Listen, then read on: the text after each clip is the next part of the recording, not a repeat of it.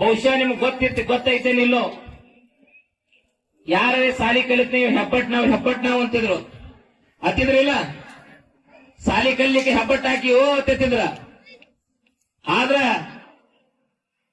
ಅವ ಇವತ್ತು ನೌಕರಿ ಮಾಡಿದ್ರು ಸಹಿತ ಹೆಬ್ಬಟ್ಟ ಇಂಪಾರ್ಟೆಂಟ್ ಆಗೈತಿ.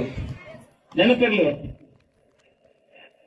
ಈಗ ಸೈ ಎಲ್ಲ ಹೋತ ಒಂದು ಪಂಚ್ ಮಾಡ್ಲಿಕ್ಕೆ ಅಂದ್ರೆ ಹೆಬ್ಬಟ್ಟು ಇಂಪಾರ್ಟೆಂಟ್ ಐತಿ. ಇವತ್ತು ಯಾರು ಹೆಬ್ಬಟ್ರಲ್ಲ, ಯಾರು ಅನಕ್ಷರಸ್ಥರಲ್ಲ.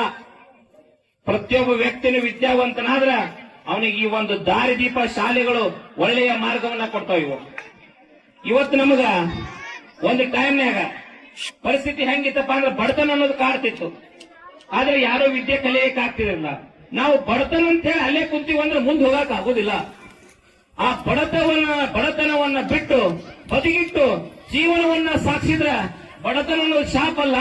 ಬಡತನದಿಂದ ಹೊರಗೆ ಬಂದರೆ ಬರದೇ ಇದ್ರೆ ಅದೇ ದೊಡ್ಡ ಶಾಪ ಆಕತಿ. ಇವತ್ತು ನೆನ್ಪಿಡ್ಬೋದು.